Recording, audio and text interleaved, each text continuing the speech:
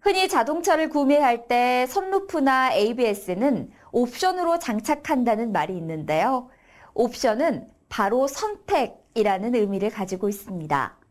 파생 상품의 하나인 옵션에서도 이것을 구입한 사람이 권리를 행사할 것인가 말 것인가를 선택할 수 있다고 하는데요. 오늘 이 시간에는 옵션이란 무엇인지 그 개념과 특징들을 살펴보면서 그 선택의 의미를 짚어보겠습니다. 계속해서 이 시각 주요 뉴스 만나보실까요?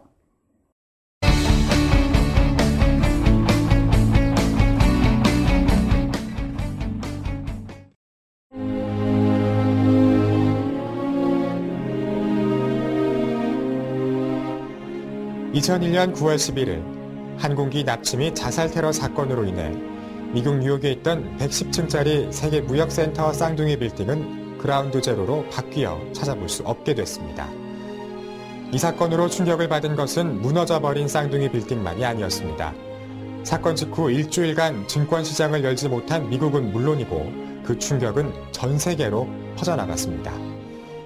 9월 12일 한국 시장에 미치는 충격을 완화하기 위해 시장은 12시에 개장됐지만 종합주가지수는 9%가 넘는 하락으로 시작했고 곧바로 서킷 브레이커와 사이드카가 발동된 후 잠시 지수는 반등한 듯 했지만 결국 코스피 200 지수는 전일 대비 12% 하락으로 마감됐습니다. 실제로 9.11 테러 전의 행사가 65.0과 62.5 풋옵션을 집중 매도했던 일부 증권사는 엄청난 손실을 입었습니다. 풋옵션들은 장중 한때 상한가에 진입하기도 하면서 행사가 55.0에서 62.5의 풋옵션 종목들은 9월 11일 화요일 종가가 0.01이었던 것들이 각각 0.70, 1.73, 3.00, 5.05로 끝났고 종가 기준으로 최대 505배가 됐습니다. 9.11 테러 발생 하루 뒤인 2001년 9월 12일 이야기 잘 보셨습니까? 당일 하루에 엄청난 손실을 입은 증권사의 이야기는 투자자들에게 중요한 교훈을 말해주고 있죠. 바로 500배의 수익은 반대로 500배의 손실을 의미한다는 점입니다. 자세한 내용은 이슈 인사이드에서 확인하시죠. 앞서 소개해드린 이야기에 나왔던 풋 옵션이 무엇을 의미하는지 알고 계신가요? 또 행사가는 무엇일까요? 같은 파생 상품이지만 선물 거래와 옵션 거래는 그 차이점이 많다고 하는데요. 오늘 이 시간에는 예시를 통해 옵션 거래의 개념을 이해하고 선물과의 차이점은 무엇인지 짚어보고요. 거래소에 상장된 옵션 상품을 살펴본 후 옵션의 특성을 활용한 거래 전략과 가격 결정 원리에 대해 알아보겠습니다.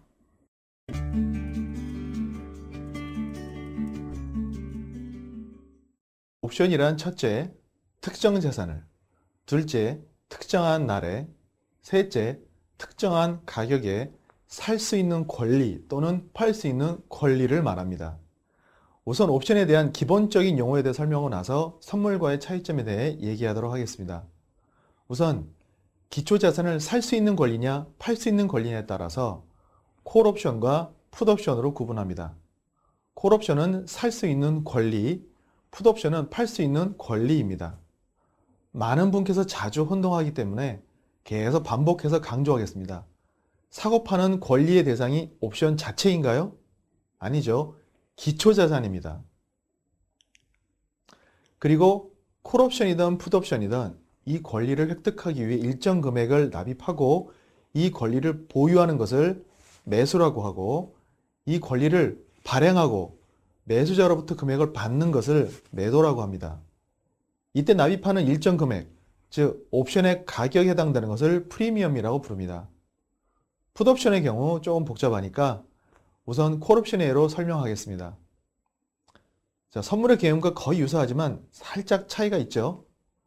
선물은 특정한 가격에 무조건 사거나 팔아야 하는 것에 반해서 옵션은 옵션 매수자 입장에서 옵션의 기초자산을 정해진 가격에 사는 것이 유리하면 권리를 행사하면 되고 기초자산의 가격이 오히려 더 싸져서 굳이 옵션의 권리 행사를 하는 것이 이득이 안 된다면 권리를 행사하지 않을 수 있습니다. 자, 선물 개념을 잡느라도 정신없었는데 자, 옵션에 대한 설명을 말로만 듣고 있자니 더 헷갈리시죠? 쉬운 예로 한번 풀어보겠습니다. 자, 김 사장님과 유배추 씨의 배추 매매를 옵션의 개념으로 이루어지는 예를 들어보겠습니다. 자, 현재 포기가 1,000원인 배추를 한 달 뒤에도 포기당 1,000원에 사고 싶은 김 사장님은 자, 권리금으로 포기당 20원을 유배추 씨에게 지급하고 미래 배추 거래를 성사시켰습니다. 자, 배추값이 어떻게 변해야 김 사장님이 싼 값에 배추를 구할 수 있겠습니까? 네, 가격이 오른 경우를 먼저 생각해 보겠습니다. 한 달 뒤 시장에서 배추값이 1,200원으로 올랐다고 가정하겠습니다. 김 사장님의 권리 행사 가격은 1,000원이므로 시장 가격보다 200원이나 싸게 살 수 있는 권리를 유배추 씨에게 행사하면 권리금으로 지급한 20원을 감안하더라도 포기당 180원을 싸게 살 수 있게 되는 겁니다. 그럼 한 달 뒤 배추값이 800원으로 내렸을 경우를 생각해 보겠습니다. 자, 유배추 씨에게 이미 지급한 20원의 프리미엄이 조금은 아깝지만 굳이 유배추 씨에게 1,000원씩이나 주고 배추를 살 필요가 없이 시장에서 800원만 주면 배추를 구할 수 있기 때문에 이미 지급한 권리금을 감안하더라도 포기당 820원에 구하는 셈이 됩니다. 자, 그래서 김 사장님은 배추 매입 권리를 행사하지 않고 시장에서 더 싼 가격에 배추를 구할 수 있게 됩니다. 자, 지난번 시간에서 배추 거래를 선물 개념으로 설명을 드린 예에서는 배추의 가격이 변했을 때 비록 해지 기능을 했지만 배추를 선물 거래로 확보하겠다고 한 경우에는 배추의 가격이 싸졌다 하더라도 선물 계약을 이행하고 비싼 가격으로 배추를 사야만 했습니다.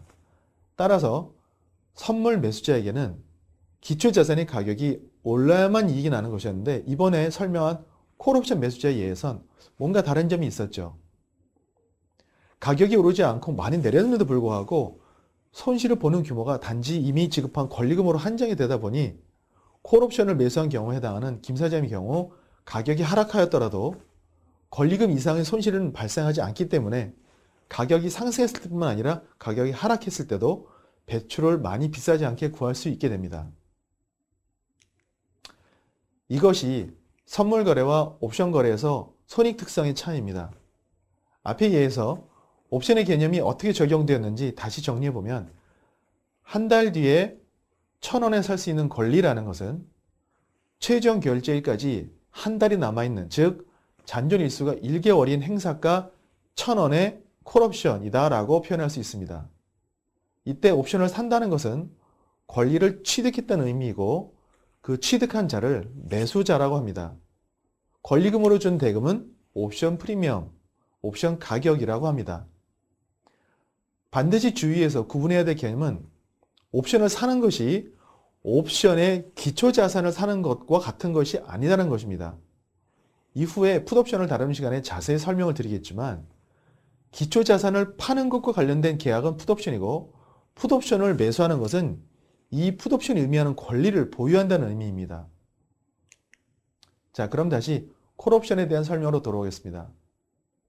누군가 콜옵션을 취득하고 싶다면 누군가는 적절한 가격을 붙여도 반드시 발행을 해줘야 합니다.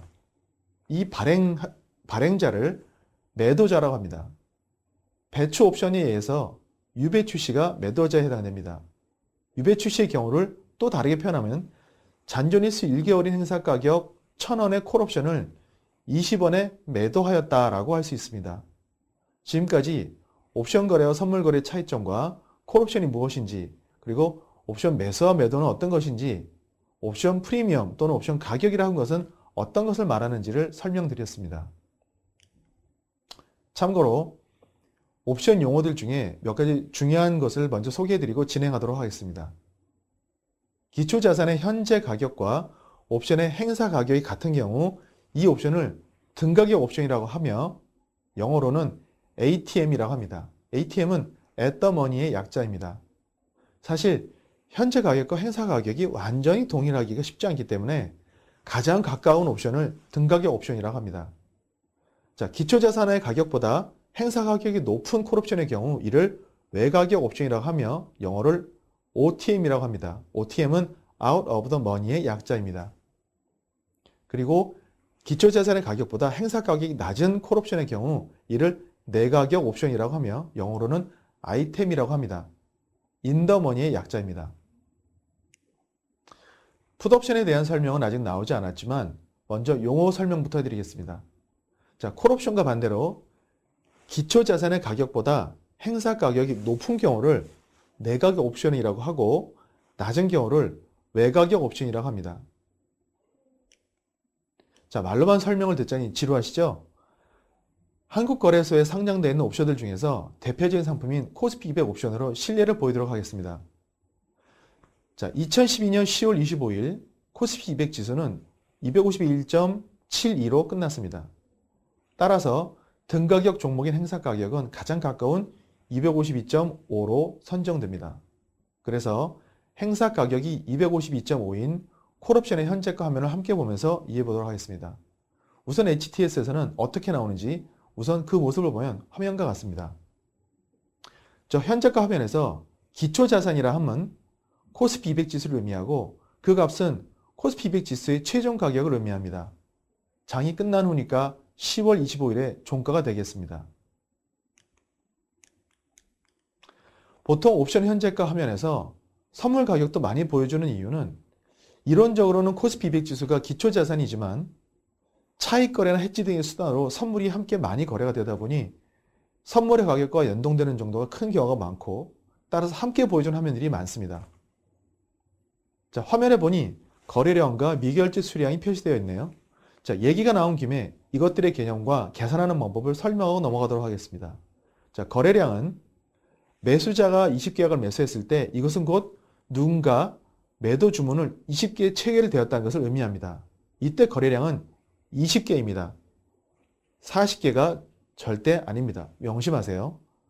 자, 40개라고 계산되는 거라면 거래량 맨 뒷자리에 언제나 짝수여야 하겠죠. 하지만 화면에 보이는 값처럼 거래량은 홀수의 값도 가집니다. 즉, 거래량은 다른 말로 표현하자면 체결량이라고 할 수 있겠습니다. 매수 하나, 매도 하나가 만나서 한 개의 체결이 생기는 것입니다. 그럼 미결제 수량, 정확히 미결제 약정 수량이란 그럼 어떻게 계산되는지 이것이 중요합니다. 이 내용은 파생상품 투자상담사 시험에서도 빠지지 않고 나오는 내용입니다.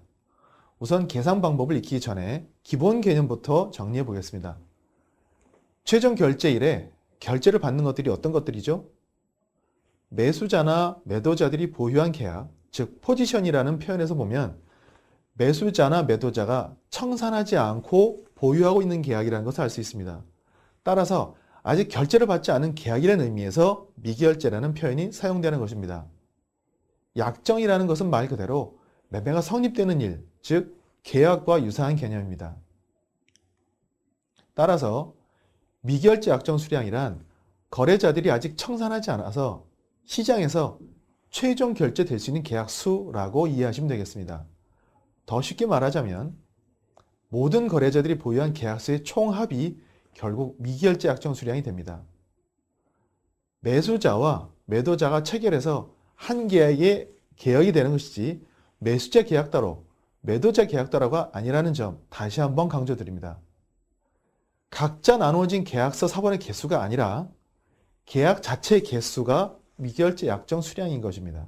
자, 그렇다면 미결제 약정 수량은 계산한 법이 감이 잡히시죠?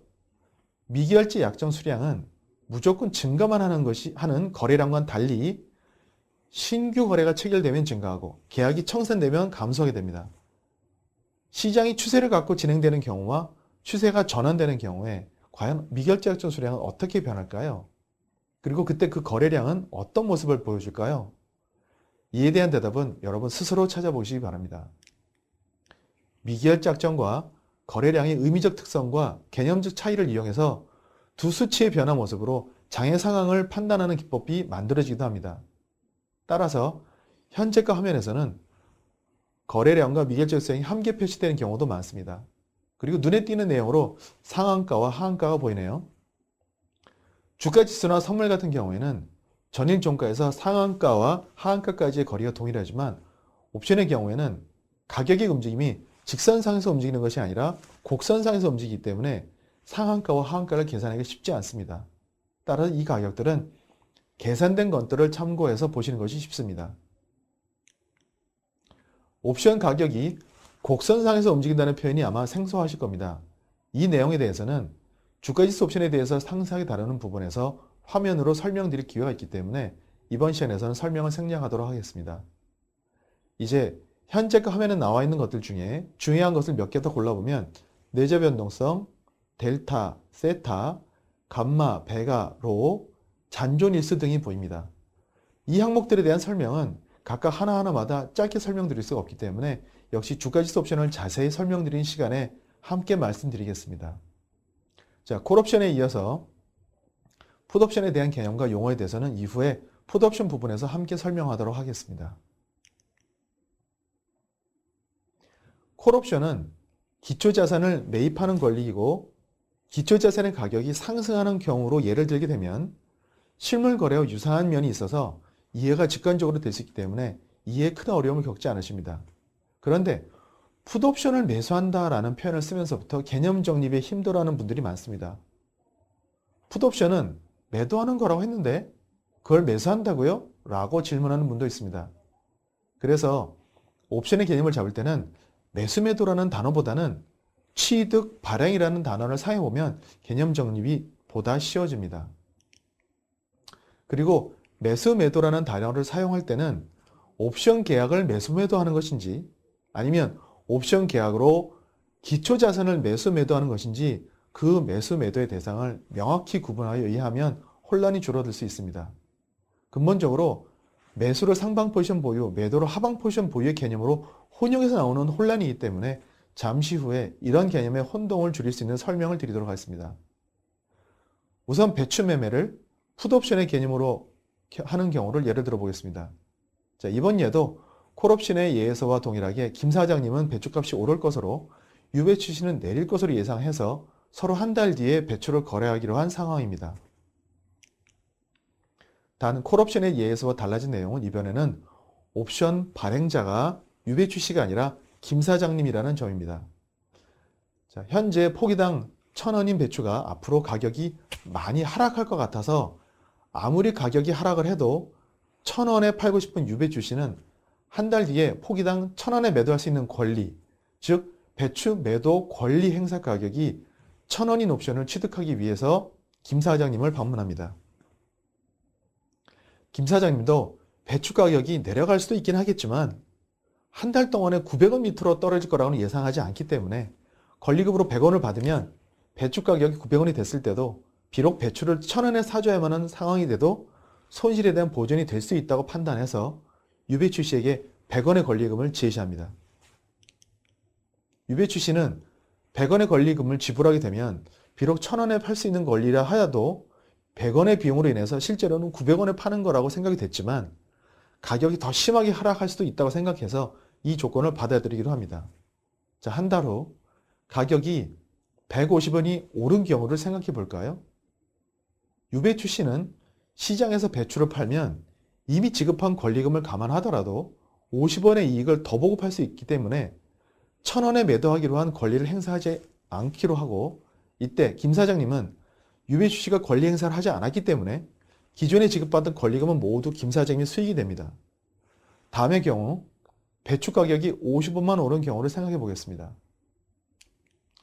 역시나 시장의 가격이 배추 매도 권리 행사 가격인 1,000원보다 비싸기 때문에 유배추 씨는 배추를 시장에서 파는 것이 유리합니다.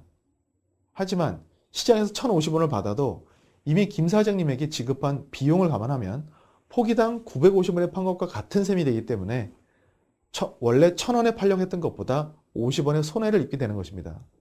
자, 세 번째 경우를 생각해 보겠습니다. 배추가 유배추 씨 예상대로 하락을 했고 150원이나 내려서 850원이 된 경우입니다. 유배추 씨는 이미 지급한 권리금을 감안하면 900원에 파는 셈이 되기 때문에 권리를 행사하면 시장 가격보다 50원 비싸게 팔 수 있게 됩니다.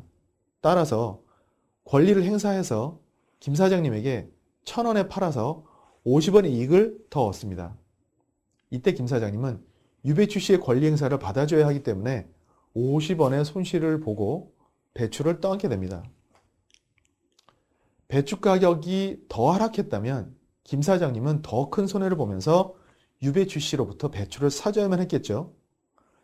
마지막 경우를 생각해 보겠습니다. 배추 가격이 50원 만 하락했을 때는 김 사장님과 유배추 씨의 손익 상황은 어떻게 되는지 여러분도 함께 생각해 보십시오. 어떻게 되겠습니까?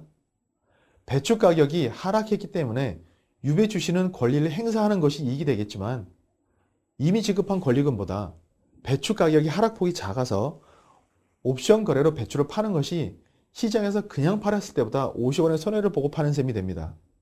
다시 말하면 옵션 거래를 하지 않았으면 시장에서 950원 팔았을 때 옵션을 행사해서 비록 1000원에 팔아도 이미 지급한 권리금이 100원이기 때문에 900원에 파는 셈이 돼서 시장 가격보다 50원 싸게 파는 결과가 되기 때문입니다.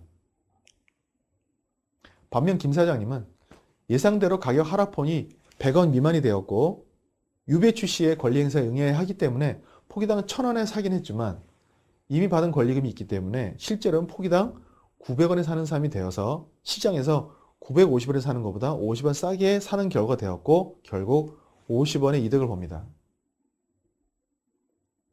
자, 복잡한 옵션 이야기는 잠시 쉬어가고 증권 용어의 올바른 사용과 관련된 이야기를 하나 해드리겠습니다. 우리가 주식으로부터 유래되어 온 단어를 쓰다 보니 매수와 매도에 바이와 셀이라는 단어를 쓰게 됩니다. 자, 그런데 이런 옵션 포지션에 적용할 때 매수 포지션을 바이 포지션이라고 하는 것은 어색한 편입니다. 정확한 표현은 롱 포지션이 맞습니다. 선물에서는 롱 포지션이라고 하면 기초자산의 값이 상승 시 선물의 수익도 증가하는 포지션을 말합니다. 그래서 풋, 롱 포지션을 지수가 상승할 때 수익이 증가하는 풋 포지션인가? 라고 혼돈하는 분이 계실 수도 있는데 옵션에서 쓰이는 롱은 상승한다는 뜻을 갖고 있는 것이 아니라 현금 유출의 의미를 갖습니다. 따라서 풋, 롱 포지션이라고 하는 것은 프리미엄을 지급하는, 즉 현금의 유출이 일어나는 풋 포지션이라는 의미가 되고 이것은 풋옵션 계약을 매수한 상태를 의미합니다. 즉 기초자산의 가격이 하락할수록 이익이 증가하는 포지션이라는 것을 유념하시기 바랍니다.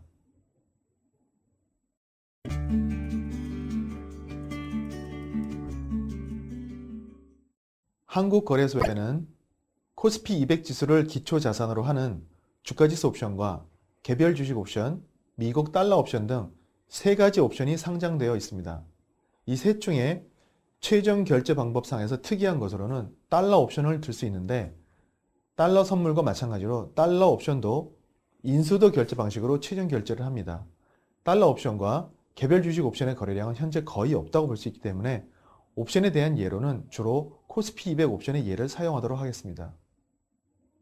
옵션도 선물과 마찬가지로 상품이 표준화돼서 거래소에서 거래됩니다. 표준화되는 요소 중에 가장 대표적인 것으로 무엇을, 언제, 어떻게 해당하는 기초자산에 관한 부분, 그리고 최종 결제 시기와 방법이 있겠습니다. 코스피 200 옵션에 대해서는 주가지수 옵션을 다루는 시간에서 자세한 내용을 다루기로 하고 대신에 기초자산이 지수가 아닌 현물인 옵션 중에 달러 옵션을 예로 들어 설명하겠습니다. 옵션의 기초자산이란 옵션으로 매매하고자 하는 대상 자산을 말합니다. 미국 달러 옵션인 경우에는 미국 달러화입니다. 당연히 캐나다 달러도 홍콩 달러도 오스트리아 달러도 아닙니다. 기초자산에 대해 정의할 때 빠질 수 없는 것 중에 하나가 승수 또는 거래 단위입니다. 미국 달러 옵션의 경우에는 한 기억의 크기가 가격에 상관없이 $10,000입니다. 콜옵션을 매수한다는 것의 의미는 달러를 구할 수 있는 권리를 사는 것이고 콜옵션을 매도하는 것은 달러를 구할 수 있는 권리를 파는, 즉 달러를 파는 의무를 지는 거래를 한다는 것입니다. 자, 풋옵션을 매수하는 것은 달러를 팔 수 있는 권리를 사는 것입니다. 즉 달러 현물 보유자가 지금 팔기보다는 미래에 가격이 많이 빠질 것을 예상해서 미래에 팔 수 있는 권리를 취득하는 것입니다. 따라서 달러 환율이 많이 하락하였을 경우에는 취득한 풋옵션의 권리를 행사해서 보유한 달러 현물을 비싸게 매도하는 효과를 얻을 수 있고 반대로 달러 환율이 오히려 올랐을 때는 풋옵션을 매수할 때 지불한 금액을 포기하고 시장에서 비싼 가격, 즉 높은 환율의 달러를 매도할 수 있습니다. 풋옵션을 매도하는 것은 앞에서 설명한 풋옵션 매수의 경우와 반대로 반대되는 입장이 되는 것입니다. 달러를 사주는 의무를 지는 거래를 하는 것이죠. 여기서 현물 보유자가 콜옵션을 매도하거나 풋옵션을 매수할 때 달러를 파는 것과 관련된 계약을 하는 것은 동일하지만 콜옵션을 매도 시에는 환율이 올랐을 때도 계약을 맺은 환율에 달러를 팔아야 하는 의무가 생기고 풋옵션 매수 시에는 환율이 올라도 낮은 환율로 팔아야 하는 의무 없이 비싸게 시장에서 정산하거나 아니면 그냥 달러 현물을 보유해도 되는 것입니다. 즉, 풋옵션 매수는 현물 보유자에게 일종의 보험과 같은 개념이 되는 것입니다. 만기가 긴 보험은 보험료를 많이 내고 만기가 짧은 보험은 보험료를 조금 내는 것처럼 만기가 긴 옵션은 가격이 비싸지고 만기가 짧은 옵션은 가격이 싸지는 것이라고 생각하셔도 되겠습니다. 옵션의 가격을 구성하는 두 요소인 내재 가치와 시간 가치에 대해서는 주가지수 옵션에 대한 내용을 자세히 다루는 시간에 다시 상세히 다루도록 하겠습니다. 보통 만기일이라고 부르는 최종 거래일은 세 번째 월요일이고 최종 결제일은 그로부터 거래일로부터 이틀 후로 정해져 있습니다. 달러 옵션 매수자가 두 번째 수요일에 달러가 필요하다고 해도 거래소를 통해서 거래를 하는 한 달러 옵션으로는 세 번째 수요일 정도 외에는 달러를 구할 수는 없는 것입니다. 달러 옵션의 경우 차액을 현금으로 최종 결제하는 방법이 아닌 현물을 인수도하는 최종 결제를 하기 때문에 달러 선물의 최종 결제 방법에 준해서 결제를 하게 됩니다. 이때 역시 개인의 사정에 따라 하루 이틀 뒤로 더 미루거나 하는 것은 허용되지 않습니다. 그러한 상황이 벌어질 경우 그에 따른 조치가 증권사를 통해 이루어지게 되는 것입니다.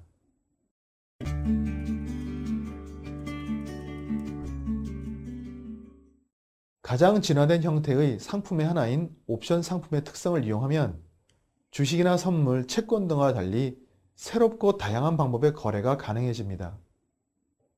선물도 레버리지를 증대시킨 거래수단입니다. 하지만 선물로 취한 포지션의 반대 방향으로 기초자산이 움직일 경우 레버리지가 증대된 만큼 손실도 증대될 수 있습니다. 하지만 옵션은 옵션의 비선형적인 특성으로 인해서 적은 프리미엄만을 지불하고 큰 레버리지 효과를 얻을 수 있습니다.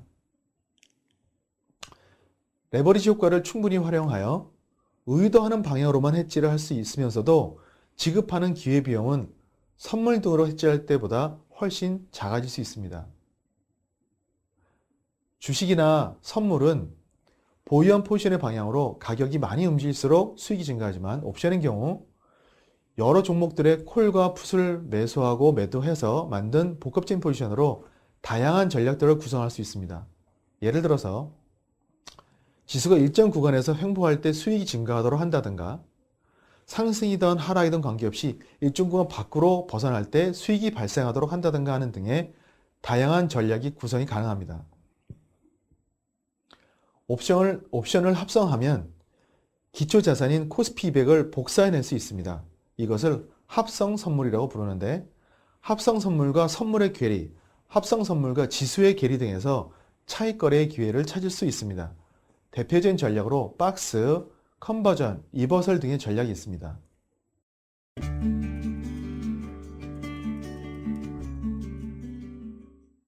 선물에 대한 강의 첫 시간에 선물의 가격이 기초자산의 가격에서부터 이론 가격이 계산돼서 시장 가격과 괴리가 생겼을 경우 차익 거래의 기회가 생겨서 결국 시장 가격이 이론 가격으로 돌아오게 된다고 설명드렸습니다.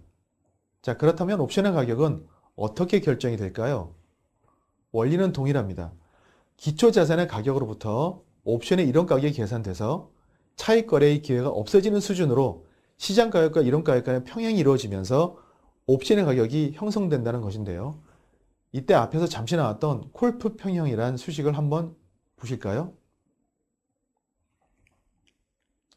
이러한 수식을 통해서 콜과 풋으로 합성 선물을 만들어낼 수 있다는 것을 말씀드리기 위해서 잠시 맛보기로 보여드렸습니다. 수식에 대한 설명은 기초 수준에서는 어렵기 때문에 생략하도록 하겠습니다.